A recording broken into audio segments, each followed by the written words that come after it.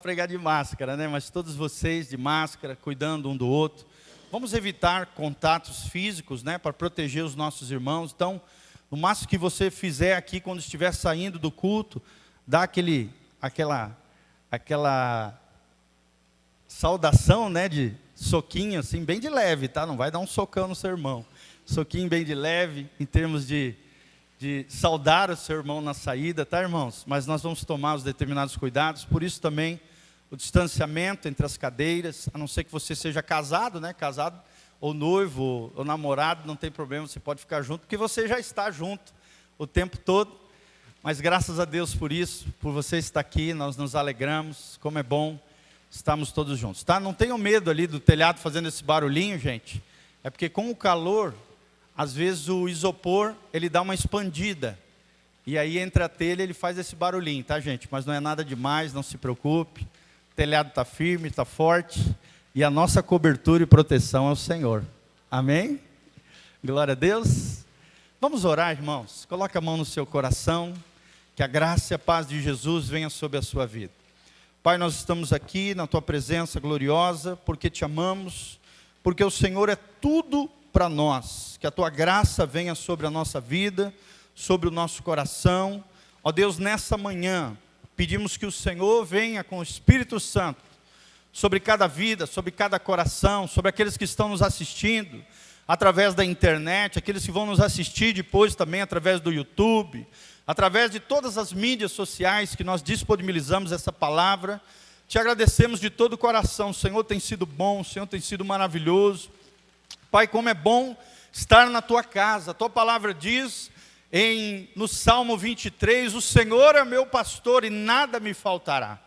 E no final desse lindíssimo salmo, eu sempre gosto de lembrar, a tua palavra diz no Salmo 23, versículo 6, certamente a bondade e a misericórdia do Senhor me seguirão todos os dias, e habitarei seguro na casa de meu Deus. Pai, não existe ambiente mais seguro do que a casa de Deus, do que estarmos junto com os nossos irmãos, do que estarmos, ó Deus, em espírito também com aqueles que são mais vulneráveis, aqueles que têm, ó Deus, maiores dificuldades em termos de saúde, que tiveram que ficar na sua casa, ali se privando da comunhão com os irmãos, mas estão ali junto conosco, num só coração, num só propósito, se consagrando, abrindo o seu coração para ouvir a tua palavra. Pai, da mesma maneira que o Senhor está aqui conosco nesse templo, ó Deus, nesse salão, ó Deus, cada vida, cada coração que se propõe a te buscar, que busca a tua face, é um salão do Espírito Santo, é um tabernáculo do Deus vivo, é a habitação do Deus Todo-Poderoso através da presença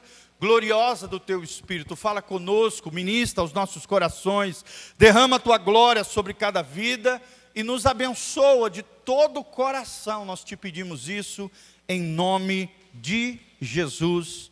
Amém, amém e amém. Abra comigo, meu irmão, minha irmã, João, Evangelho de João 16, versículo 7. Evangelho de João 16, 7. Evangelho de João 16, 7. Nós vamos falar hoje sobre, tem os slidezinhos aí, tá, Miguel? A obra do Espírito Santo. Esse menino vale ouro, está aprendendo, está ficando fera. Glória a Deus, irmãos, é uma alegria para nós, né? Ter nossa família, glória a Deus, aqui, todos servindo a Jesus. Nós nos alegramos muito, louvado seja o Senhor. E também todos os nossos amados irmãos que sempre nos servem, estão juntos aqui, né? Dieguinha, Carlinha, o Rafa, a Débora, né? Sempre estão servindo aqui. Que Deus vos abençoe, amados. Nós somos eternamente gratos pela vida de vocês. Vocês são uma alegria para o nosso coração, um regozijo. E amém. Glória a Deus. Vamos lá então, João 16, versículo 7. Aqui está um dos trechos mais lindos da palavra de Deus. Uma revelação do coração de Cristo, do Messias, prometido a Israel. Onde ele começa a falar, você vê nos versículos anteriores ao versículo 7. Jesus começa a falar sobre a via crucis, sobre a paixão que ele mesmo ia ter que enfrentar, as dificuldades, as lutas, a cruz difícil que ele ia ter que enfrentar por amor a nós. E quando os discípulos perceberam que Jesus estava profetizando, falando acerca de revelações que ele mesmo já sabia desde antes da fundação do mundo, sobre a sua obra vicária na cruz do Calvário, o padecimento, a via dolorosa, tudo aquilo que ele ia ter que enfrentar por amor a nós naquela cruz. Os discípulos se encheram de tristeza, irmãos. Você pode ver isso no versículo de número 6. Mas aí Jesus traz essa palavra de consolo ao coração dos seus discípulos, e essa palavra de consolo também vale para cada um de nós. Nós sabemos que estamos vivendo momentos difíceis, um momento meio que de caos, né, de crise sanitária, crise de saúde, crise econômica. Mas, irmãos, não perca a sua esperança. O Espírito Santo está no meio de nós. Amém? Você crê nisso, que o Espírito Santo está aqui, querido? Coloca a mãozinha no seu coração e fala assim: Espírito Santo de Deus, seja bem-vindo nesse lugar. Seja bem-vindo no nosso coração. Seja bem-vindo na minha vida, irmãos. E é sobre isso que eu quero falar, querido, a obra linda do Espírito Santo na vida de cada crente. É o que Jesus traz aqui como uma palavra de consolo para os seus discípulos naquela época e para os seus discípulos hoje.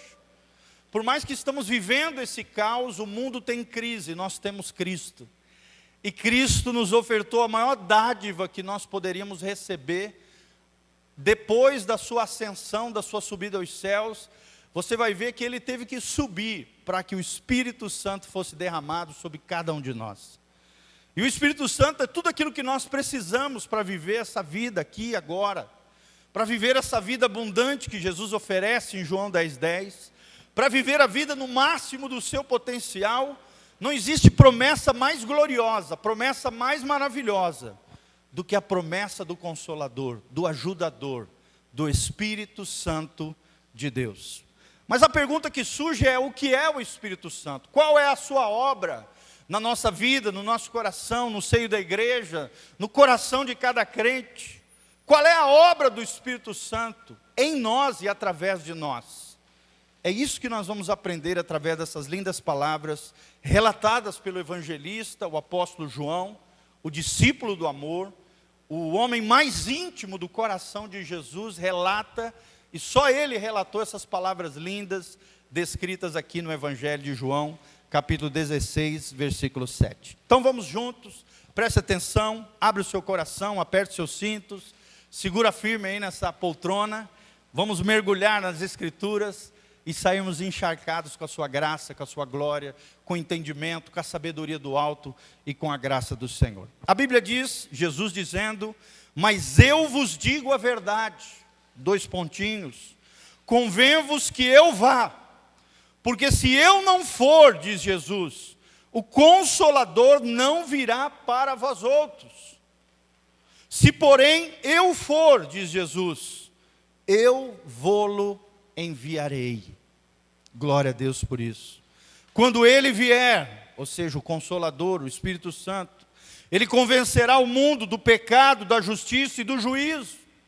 Do pecado porque não crê em mim, da justiça porque vou para o meu Pai e não me vereis mais, e do juízo porque o príncipe deste mundo, aqui no caso Satanás, já está julgado. Versículo 12, tenho ainda muito que vos dizer, mas vós não o podeis suportar agora. Quando vier, porém, o Espírito da verdade, fala comigo, o Espírito da verdade. Olha só, o Espírito Santo. Você pode observar que na sua Bíblia, Espírito aí está com E maiúsculo. Toda vez que você lê na Bíblia Sagrada, a palavra Espírito com E maiúsculo, é uma referência ao Espírito de Deus, é uma referência ao Espírito Santo. E toda vez que tiver E minúsculo, Espírito com E minúsculo, ou está se referindo ao espírito humano, você precisa observar ali no contexto do que está sendo falado, né, o contexto que está sendo falado, ou então às vezes é um espírito maligno. Mas geralmente quando é espírito maligno está escrito espírito imundo, espírito maligno. Tá bom? Mas às vezes também está só espírito e é um demônio. Aqui no caso é E maiúsculo, o Espírito da verdade, ou seja, uma referência ao Espírito Santo de Deus. Mas o que ele vai fazer na nossa vida, irmãos? É a continuação desse versículo.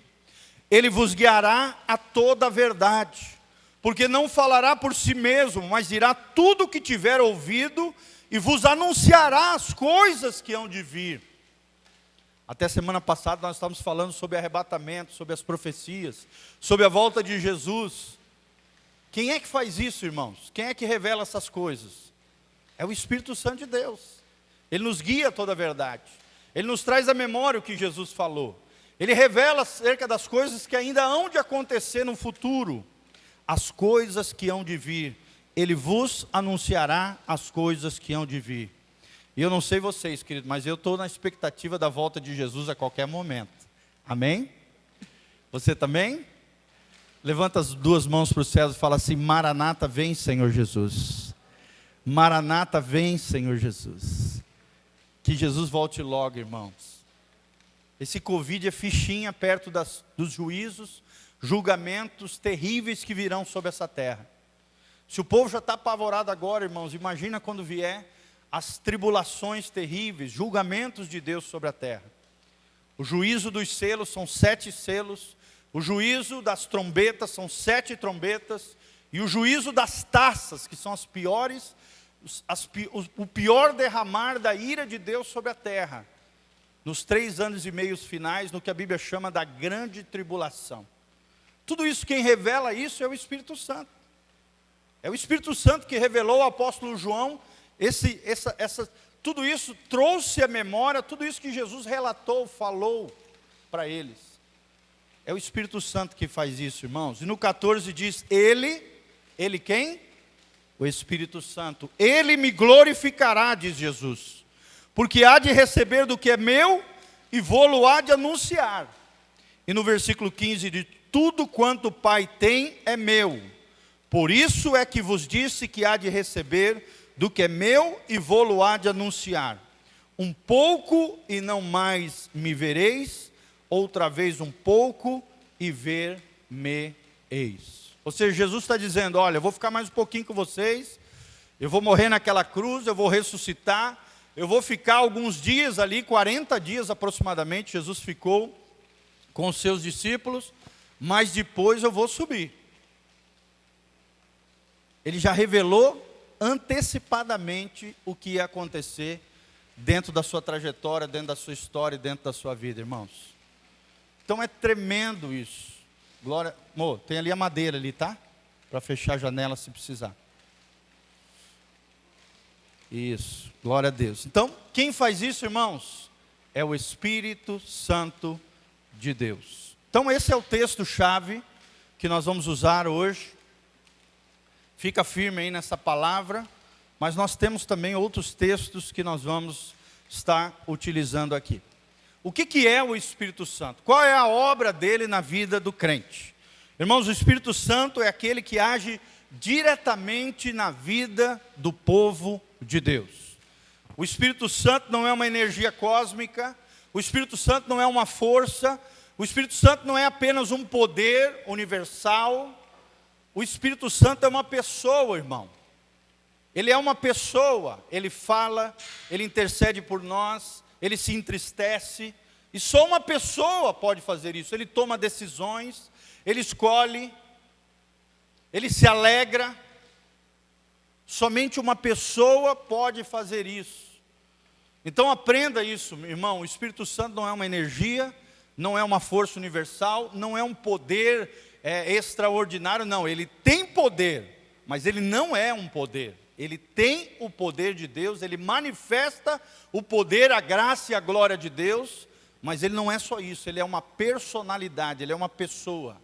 Ele é a terceira pessoa da Trindade. Ele veio para dar continuidade à obra de Jesus. Ou seja, Jesus teve que morrer na cruz, ressuscitar, subir aos céus, o que nós chamamos de ascensão, e o Espírito Santo então desce em Atos capítulo 2, nós iniciamos o culto, lendo Atos capítulo 2, onde veio como um vento impetuoso, os irmãos foram cheios do Espírito Santo e começaram ali a falar em línguas, começaram a receber dons de poder.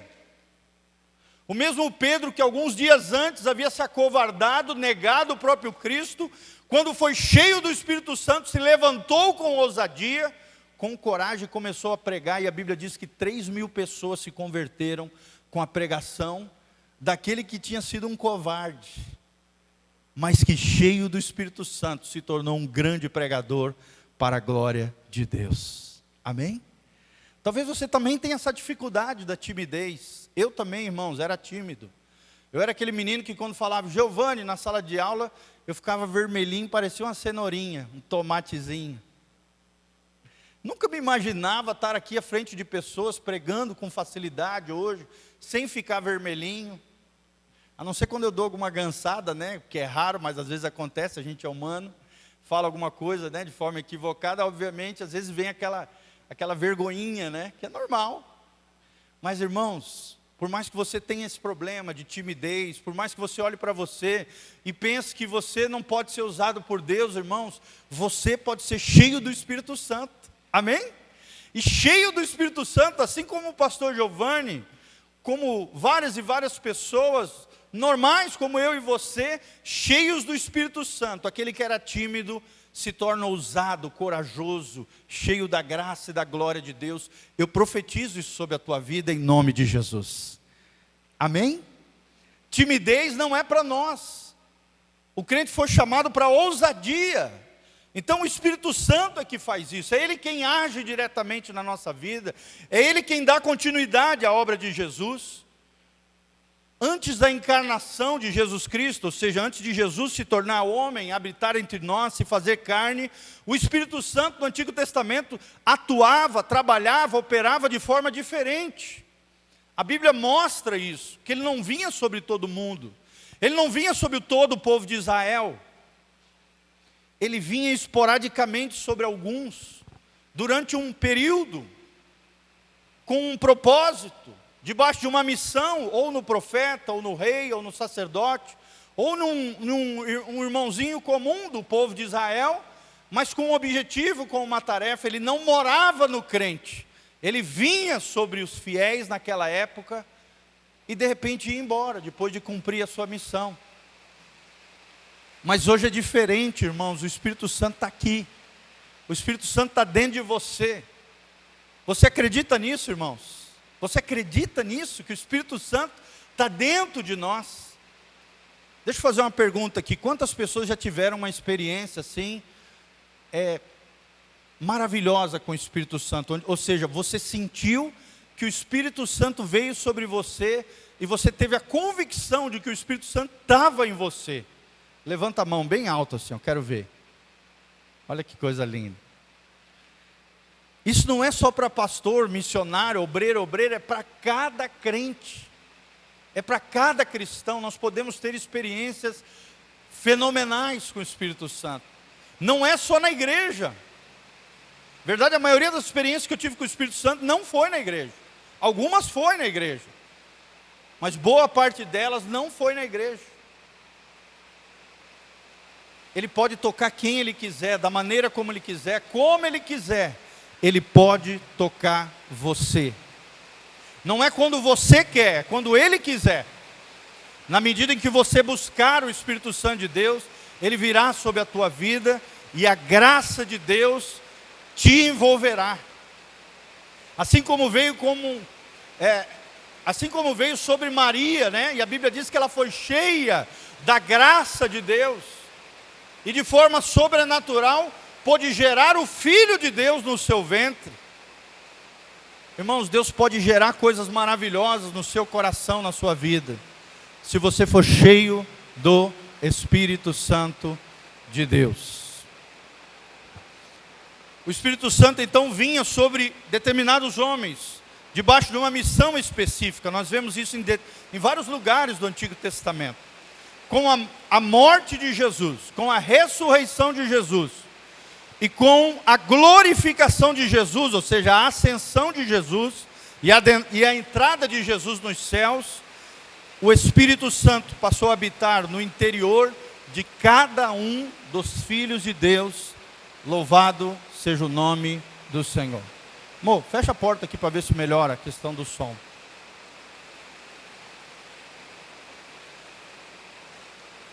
Isso.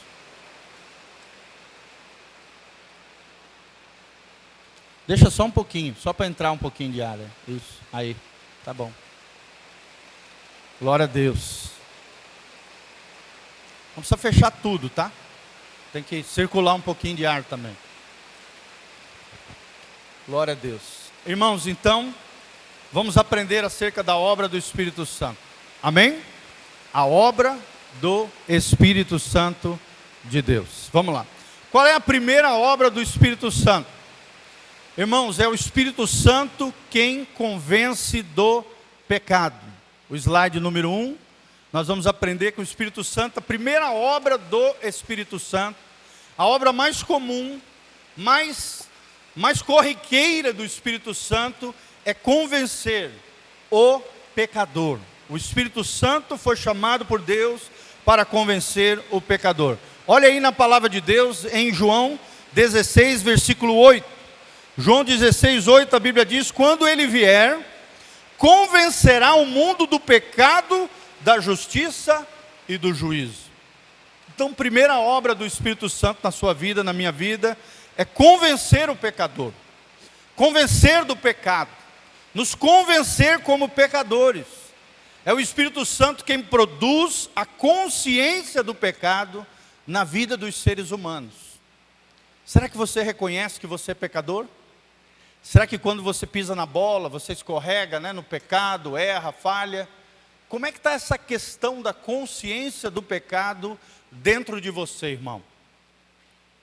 Quem faz isso, quem faz essa obra linda de convencer o pecador com relação ao pecado, é o Espírito Santo de Deus. Ele traz a consciência do pecado na nossa vida, e com essa consciência do pecado e da nossa posição de pecador diante de Deus, nós nos arrependemos, nós abandonamos o pecado, nós entendemos que o pecado é um vírus mortal, muito pior do que o Covid, muito mais destruidor e avassalador do que qualquer pandemia ou epidemia que já aconteceu na história humana. O maior vírus mortal que já existiu na história da humanidade se chama pecado. E só tem uma pessoa que pode convencer acerca dessa problemática. Essa pessoa se chama o Espírito Santo de Deus. É o Espírito Santo quem forma cada pessoa também no ventre da sua mãe. Talvez você não sabia disso. Mas quando você foi formado no ventre da sua mãe, quem fez essa obra linda foi o Espírito Santo de Deus. Está lá no Salmo 104, versículo 30. Salmo 104, versículo 30 fala sobre isso. O Salmo 139 também menciona isso. Ele fala que nós fomos ali quando ainda nós éramos substância sem forma ou informe. Deus nos teceu ali no ventre da nossa mãe. E quem fez isso foi o Espírito Santo. É o Espírito Santo, né, que nos capacita a orar, a buscar a presença de Deus quando erramos, quando pisamos na bola, nos consertando com Deus, corrigindo a nossa vida, a nossa postura, o nosso posicionamento diante de Deus. Outra coisa muito importante, irmãos, abra comigo 2 Coríntios 4:4. 2 Coríntios 4:4. Você que tem aquele parente que ainda não se converteu, você que tem aquele amigo que você quer muito trazer para o reino de Deus, aprenda essa lição. Quando nós falamos sobre a obra do Espírito Santo, ele operando, convencendo os pecadores, olha o que Paulo nos ensina aqui em 2 Coríntios 4:4. Ele diz assim, vamos ler desde o 3, tá? Mas se o nosso evangelho ainda está encoberto, é para os que se perdem que está encoberto. Versículo 4, que é o destaque que nós vamos falar. Nos quais o Deus desse século, que é Satanás aqui, uma referência ao inimigo das nossas almas. O Deus desse século cegou o entendimento dos incrédulos, para que lhes não resplandeça a luz do evangelho da glória de Cristo, qual é a imagem de Deus. Olha o que está dizendo a Bíblia, irmãos. Sabe aquele seu parente, aquele seu amigo, aquela sua amiga, aquela pessoa que você quer muito que se converta e parece que você fala, e às vezes ele não se entrega, ele não se rende a Jesus. Sabe por que isso acontece, irmãos? Porque existe uma espécie de venda, de escama nas suas mentes e no seu coração, nos seus olhos espirituais, que impedem que a luz do evangelho resplandeça sobre a sua vida. Aí talvez você esteja se perguntando, mas pastor, como é que a gente pode fazer para tirar essa venda, para arrebentar essa escama, que está deixando nebuloso ali a mente e o coração desse meu amigo, desse meu parente, seja o meu cônjuge, né, ou não, qualquer pessoa que não consegue compreender o Evangelho, não consegue se render a Jesus. Sabe como, irmãos? Através da sua intercessão. Você pode orar especificamente pedindo que o Espírito Santo, aquele que convence do pecado, da justiça e do juízo, venha sobre aquela pessoa, a fim de que ele se converta, através de uma outra pessoa, talvez não você, mas uma outra pessoa que Deus vai enviar na história da vida dele, ou você mesmo. Que através das circunstâncias Deus haja no coração daquela pessoa, convencendo ela de que ela é pecadora, de que ela precisa de um Salvador. Irmãos, se nós não compreendemos que somos pecadores, para que então um Salvador? Por exemplo, toda aquela pessoa que acha que é boa o suficiente, não, eu não faço mal para ninguém, nunca matei, nunca roubei, nunca fumei, nunca me embebedei, eu sou bonzinho. Aqueles bonzinhos, religiosamente falando, eles são autoconfiantes, eles confiam em si mesmos. O Salvador deles é eles mesmos. Mas quando pelo Espírito Santo nós reconhecemos as nossas fragilidades, as nossas vulnerabilidades, o nosso pecado, a nossa pecaminosidade, não tem uma saída, a não ser se lançar nos braços do Salvador. Amém? Existia um filósofo dinamarquês chamado Søren Kierkegaard. Ele tem obras lindas de filosofia e de teologia. Ele diz que a angústia humana é fruto das várias possibilidades que a vida nos impõe. A vida é feita de possibilidades, sim ou não? São as várias escolhas que você pode fazer na sua vida que podem mudar o rumo da sua vida. Então o homem, quando olha para as várias possibilidades da vida, isso acaba gerando, segundo o Kierkegaard, eu também concordo com ele, uma espécie de angústia no coração do homem. Ele diz que ali está a origem da angústia no coração do homem.